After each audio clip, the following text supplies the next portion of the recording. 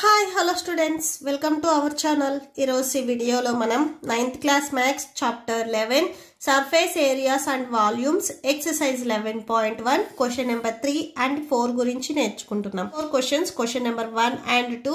Next questions question number 5, 6, 7, 8 ఈ video లాస్ట్లో మీకు డిస్ప్లే అవుతే చెక్ చేసుకోవచ్చు.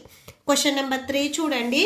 Curved surface area of cone is 308 square centimeters. So cone ki idi curved surface area avutundi. Only ee pai part maatrame curved surface area avutundi. ఈ curved surface area and ఈ base రెండింటిని కలిపి మనం total surface area అంటాం. Curved surface ఏరియాలో ఈ base అనేది include అవ్వదు. ఓకే, సో ఓన్లీ ఈ పార్ట్ మాత్రమే ఇంక్లూడ్ అవుతుంది. ఇది కర్వ్డ్ సర్ఫేస్ ఏరియా, ఇది టోటల్ సర్ఫేస్ ఏరియా. రెండింటిని యాడ్ చేస్తే మీకు టోటల్ సర్ఫేస్ ఏరియా వస్తుంది.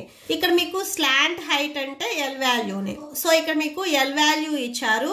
మనమేం ఫైండ్ అవుట్ చేయాలి? ఫైండ్ ఫస్ట్ బిట్ లో రేడియస్ ఫైండ్ అవుట్ చేయాలి అండ్ సెకండ్ బిట్ లో టోటల్ సర్ఫేస్ ఏరియా కూడా ఫైండ్ అవుట్ చేయాలి. ఓకే, సో సొల్యూషన్ చూడండి.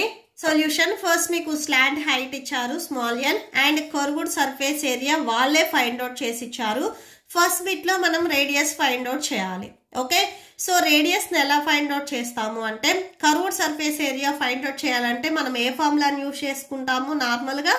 సో పై ఆర్ ఎల్ ఈ ఫార్ములా వాళ్ళే రాసేసుకొని ఈ వాల్యూని ఫైండ్ అవుట్ చేశారు. ఓకే, సో నార్మల్గా మనం ఏం చేస్తాము? ఫార్ములా వేసేసుకొని వాల్యూని ఫైండ్ అవుట్ చేసి వచ్చిన ఆన్సర్ని ఈక్వల్ టు రైట్ సైడ్ రాస్తాం. ఇక్కడ కూడా సేమ్ అంతే. ఈ ఫార్ములాని యూజ్ చేసుకొని వాళ్ళు ఈ ఆన్సర్ ఫైండ్ అవుట్ చేశారు. ఈ ఆన్సర్ అనేది మీకు ఈక్వల్ టు రైట్ సైడ్ లో ఉండాలి. పై ఆర్ ఎల్ వాల్యూ వచ్చేసరికి 308 అవుతుంది. పై వాల్యూ 22/7 తీసుకోమని మీకు ఈ ఎక్సర్సైజ్ స్టార్టింగ్ లో ఇచ్చారు. నెక్స్ట్ ఆర్ వాల్యూ మనకు తెలియదు, ఆర్నే మనం ఫైండ్ అవుట్ చేయాలి. అండ్ నెక్స్ట్ ఎల్ వాల్యూ 14 అని క్వశ్చన్ లో ఇచ్చారు, equal to 308.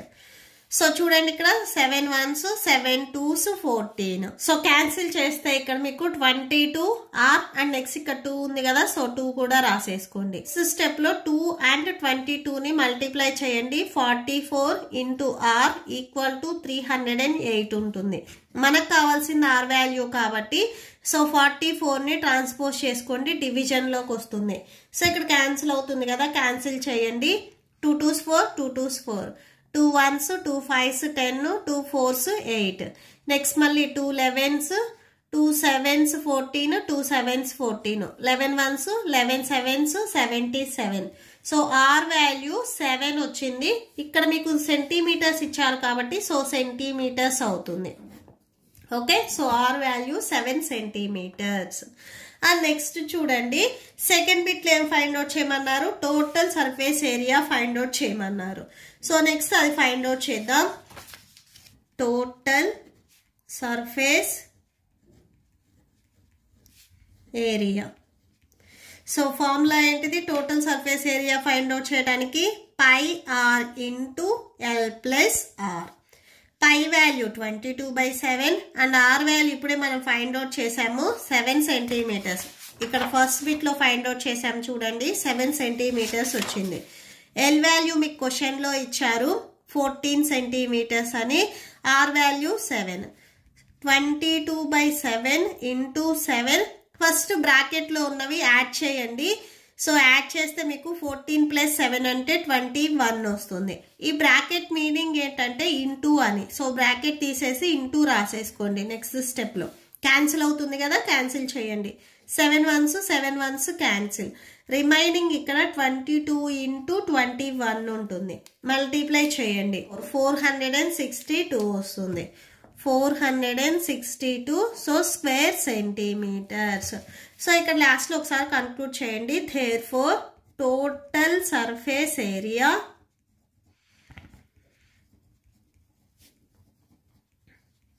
Of cone equal to 462 square centimetres. Okay, so that's it. Next question number 4 చూడండి.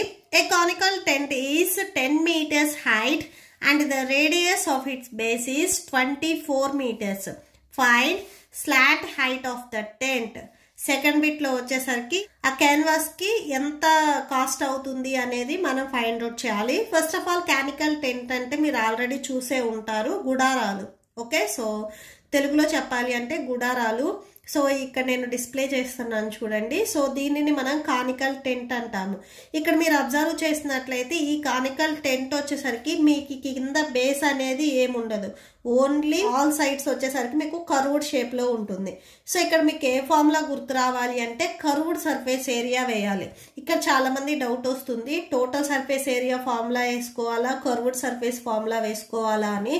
సో దీనికి మనం కర్వ్డ్ సర్ఫేస్ ఫార్ములా వేసుకోవాలి. ఎందుకంటే బేస్లో వచ్చేసరికి మీకు దాని క్లాత్ కానీ ఏమి ఉండదు. సో మనం ఓన్లీ ఈ సైడ్స్ మాత్రమే చూస్తున్నాం కాబట్టి కర్వ్డ్ సర్ఫేస్ ఏరియా ఫార్ములాని మాత్రమే ఇక్కడ యూజ్ చేసుకుంటాం. ఓకే, సో దీనికి సొల్యూషన్ చూడండి. ఇక్కడ ఏమి ఇచ్చారు, హైట్ ఇచ్చారు, రేడియస్ ఇచ్చారు. సో ఫస్ట్ బిట్లో వచ్చేసరికి మనం స్లాంట్ హైట్ ని ఫైండ్ అవుట్ చేయాలి. హైట్ అండ్ రేడియస్ ఇచ్చి స్లాంట్ హైట్ ని ఫైండ్ అవుట్ చేయమంటే మీకు ఫార్ములా ఉంది. సో ఏంటంటే L square equal to H square plus R square, or L square equal to R square plus H square. ఈ two formulas లో ఏదైనా కానీ కరెక్టే, ఏదైనా యూజ్ చేసుకోవచ్చు. నేను ఈ ఫార్ములాని యూజ్ చేసుకుంటున్నాను. సో బోత్ ఆర్ కరెక్టే, మీరు ఏదైనా యూజ్ చేసుకోవచ్చు. L square equal to H square plus R square. Okay, so ఈ ఫార్ములా చూడండి. సో ఇక్కడ హెచ్ వాల్యూ చూడండి 10. So 10 square plus R value 24. So దీనికి కూడా స్క్వేర్ రాసేసుకోండి. నెక్స్ట్ 10 స్క్వేర్ అంటే 10 ఇంటూ 10, ప్లస్ ఉంది కదా మిడిల్లో, ప్లస్ రాసుకోండి. నెక్స్ట్ 24 స్క్వేర్ అంటే 24 ఇంటూ 24. సో ఇక్కడ ఈ నెంబర్ ఎక్స్పోనెంట్ 2 ఉంది కాబట్టి 2 టైమ్స్ మల్టిప్లై చేయాలి. 2తో మల్టిప్లై చేయొద్దు, 2 టైమ్స్ మల్టిప్లై చేయాలి. 1 1s 1, 2 zeros ఉన్నాయి కదా, సో 100 అవుతుంది. ప్లస్ 24 ఇంటూ 24 మల్టిప్లై చేయండి, 576 వస్తుంది. సో ఇక్కడ మళ్ళీ యాడ్ చేయండి. సో 100 ప్లస్ 576 అంటే 676 వస్తుంది. ఇది ఎల్ స్క్వేర్ వాల్యూ. మనకి ఎల్ స్క్వేర్ వాల్యూ వద్దు, ఓన్లీ ఎల్ వాల్యూ కావాలి. సో స్క్వేర్ని ట్రాన్స్పోజ్ చేసుకోండి, రూట్లోకి వెళ్తుంది, 676 అవుతుంది. సో ఇక్కడ ఈ వాల్యూని ఏ 2 నెంబర్స్ ప్రొడక్ట్గా రాయొచ్చు అనేది చెక్ చేయండి. 26 ఇంటూ 26. సో 26 ఇంటూ 26 మీరు మల్టిప్లై చేస్తే 676 వస్తుంది. రూట్ ఆఫ్ 26 ఇంటూ 26 మీరు 26 స్క్వేర్గా రాసుకోవచ్చు. ఈ నెంబర్ అనేది మీకు 2 టైమ్స్ రిపీట్ అయింది కాబట్టి ఎక్స్పోనెంట్లో 2 రాసుకోవచ్చు. Square and root cancel, so 26 వస్తుంది ఎల్ వాల్యూ. ఫస్ట్ బిట్లో మిమ్మల్ని ఫైండ్ అవుట్ చేయమన్నది కూడా స్లాంట్ హైటే. సో ఎల్ వాల్యూనే మీకు స్లాంట్ హైట్ అవుతుంది. సో ఇక్కడ రాసుకోండి, therefore the slant height of the tent is 26 meters. Okay, so ఇది slant height. Next second bit లో వచ్చేసరికి ఏంటంటే, సో ఆ క్యాన్వాస్ కి ఎంత కాస్ట్ అవుతుంది అనేది మనం ఫైండ్ అవుట్ చేయాలి. ఫస్ట్ ఆఫ్ ఆల్ ఆ క్యాన్వాస్ క్లాత్ ఎంత ఉంది అనేది ఫైండ్ అవుట్ చేసుకుంటే, సో 1 మీటర్కి ఎంత కాస్ట్ అవుతుంది, టోటల్గా ఎన్ని మీటర్స్ ఉన్నాయి అనేది మనం ఫైండ్ అవుట్ చేసుకోవచ్చు. సో ఇక్కడ మనం కర్వ్డ్ సర్ఫేస్ ఏరియాని మాత్రమే యూజ్ చేసుకోవాలి, total surface area formula use చేయొద్దు. ఎందుకంటే సో బేస్ అనేది ఇక్కడ మీకు క్లాత్ ఏమీ ఉండదు, ఓన్లీ ఇక్కడ మీకు కర్వ్డ్ సర్ఫేస్కి మాత్రమే క్లాత్ ఉంటుంది కాబట్టి so curved surface area formula వేసుకోవాలి. సో దీనికి చూడండి, కర్వ్డ్ సర్ఫేస్ ఏరియా